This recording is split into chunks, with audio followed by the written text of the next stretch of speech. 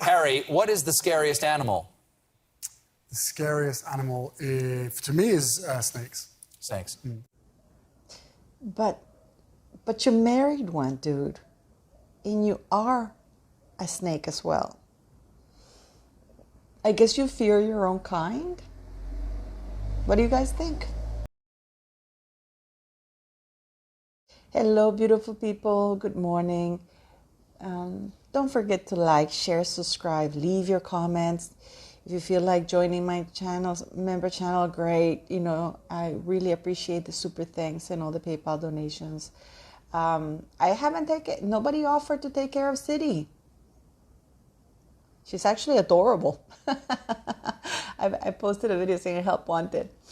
Anyways, Harry's not very much of a chimpo. You know, people keep saying how Harry is very well known and BetterUp is doing this and this and that.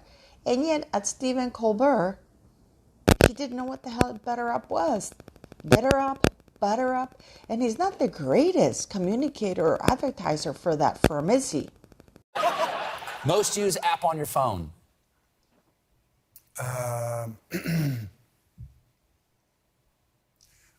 For me, genuinely, BetterUp. What's BetterUp? BetterUp is a coaching platform, which I'm part of. Okay. It's the quickest access to mental health coaching. Oh, is it BatterUp or BetterUp? BetterUp. BetterUp, okay. Okay. Everybody's raving about Frogsit, Eviction. Yes, King Charles being decisive. The decider. King Charles the decider.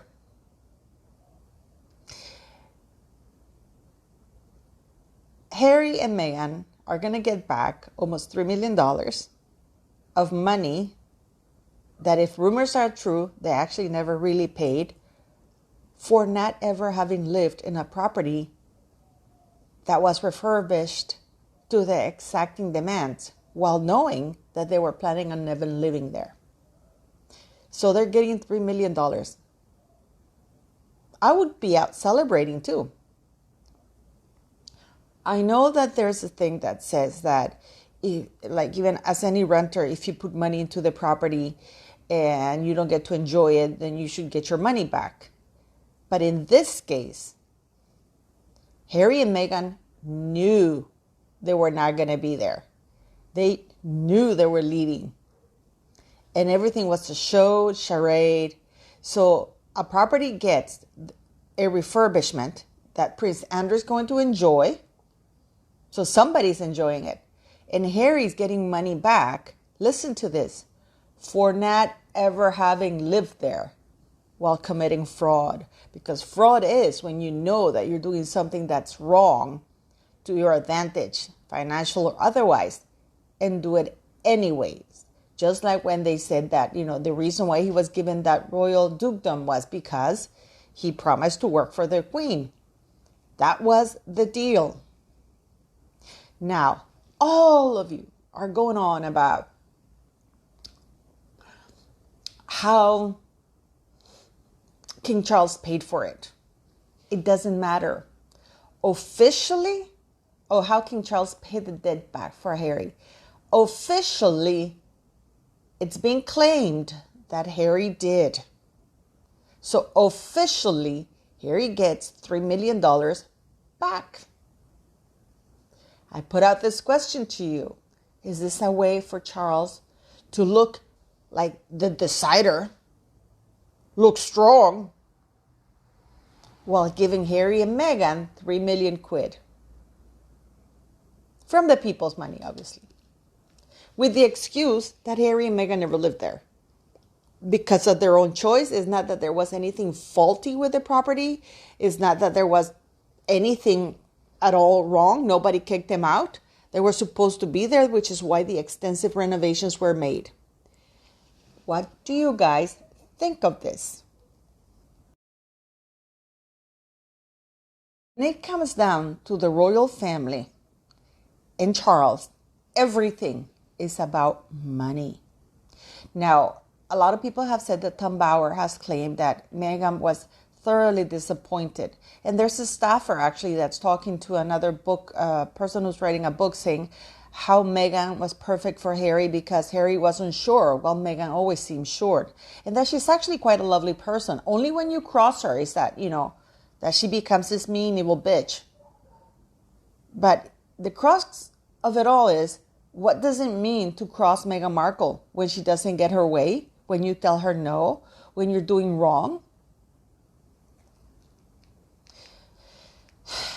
I'm going to tell you something, and please, I hope you stay and listen to this. It's something called the bystander effect. I saw it, I can't remember where I saw it, but this lady was narrating an experience she had while she was in university.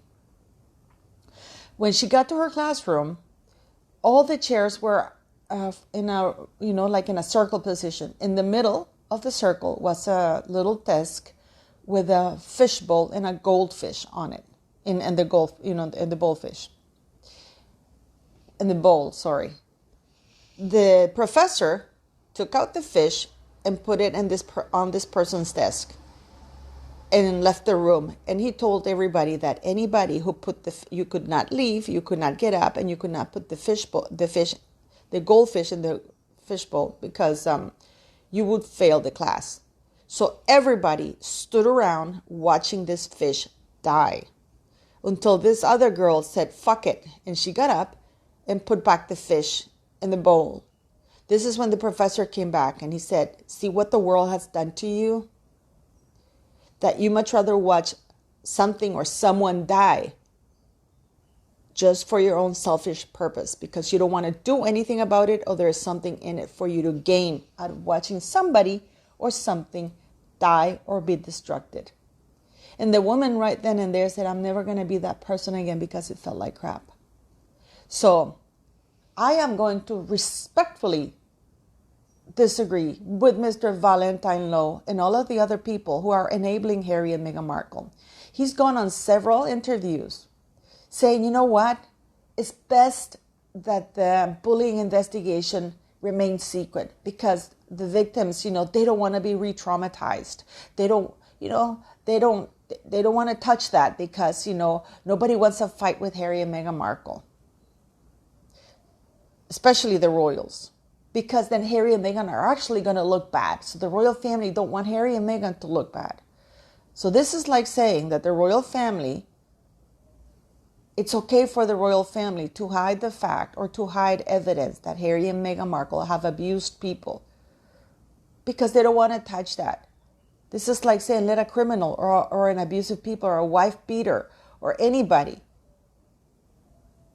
hurt the other person, because we just don't want to start a fight with them. And you know what? So what? They abused them. And at the same breath, he's saying how destroy the lives of the people that Meghan Markle and Harry abused. How destroyed their lives are, that some of them still haven't recovered. But at the same time, he says, forget about it. It's just, so what if they're abused? So what if some of them, are unable to even speak about it? So what if they're still traumatized? Just shut the F up.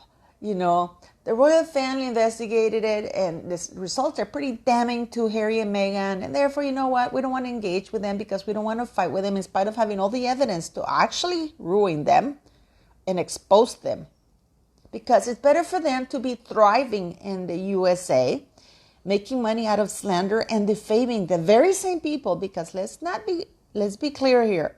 In that Netflix documentary and the Oprah Winfrey documentary and Harry's interviews and all the subsequent interviews, they have trashed the staff. They have trashed the very same staff that they abused out of their jobs. Do you agree with Valentine Lowe? Do you agree with this tactic? To me, that's the bystander effect. That's the easy way out. And I'm going to say this. How dare you, Mr. Valentine Lowe, and all of those people who say, yeah, we don't want to poke that because they're very litigious. If you have evidence that they've done something wrong for real, use it, expose it, because they continue to do that. They continue to abuse and bully people until you are exposed. This is what happened to Harvey Weinstein, Jeffrey Epstein. This is what's going to happen to anybody who gets exposed. You know what? Johnny Depp said, fuck it. No. And he exposed Amber Heard, and it cost him millions of dollars. But here we have the royal family, King Charles, still protecting his son. And now He's giving him $3 million for not having ever lived in a property he never intended to live to begin with. So that's a $3 million gift from the decider. The decider. What a load of BS. So I ask you, are you the bystander? Do you think it's right? Do you think that these people, and you know what? The reason why these people are not talking is because they're scared. Because they know that the royal family will back the hell up at Harry and Meghan Markle, like they're doing. They're still doing. And by the way, go take a look right now into the royal.uk website. And Harry's residence is still Frogmore Cottage. If indeed was evicted on January 11th, why is it still there? Why has it not been removed? And again, do not come at me saying that Charles is playing the long game. You cannot have it both ways. Either he's actually the decider doing things right, or he's not, and it'll just a play in order to get Harry $3 million of much needed money. Harry has not received $100 million from Netflix. They have not received, I don't know where these amounts of money keep getting inflated. Now it's not $18 million that they got from Spotify, it's $50 million. $100 million from Netflix. $20 million advance from a book. No, he got a $20 million deal for 3 or 4 book deal, which he hasn't done. He's only done one. The amount of books sold were inflated in order to make him look good, because it really didn't. It was already on half price before he went out. With that, the reason why he's doing this private chat, private live chat, which is not live because you're not allowed to ask questions. You're not allowed to have phones. You're not allowed to interfere. You're not allowed to say anything. I believe they're all in mute. They can only hear. And you have to send your questions before, and so he can choose and decide which ones you answer. And then you get a book for free, because 33 point something is part of the book deal, what the book would cost. So you're basically buying the book to inflate the sales. So are you a bystander? Are you buying this BS? Do you agree with Valentine Law and all the rounds? I like him. I respect him greatly. But it's like, if you see something that is wrong, but you say, oh, we don't want to talk because they're very litigious. Because they're litigious. Look at Samantha Markle. Samantha Markle is a disabled woman with advanced MS and very limited means. And she's going for it. She's going for it because she said enough is enough. She's not going to be a bystander anymore. But it's okay to allow Meghan Markle and Harry to get away with it. Look how nobody asked Valentine, because, I'm so sick and tired of all this narrative. Oh, don't let them get away with it. Charles is playing the long game.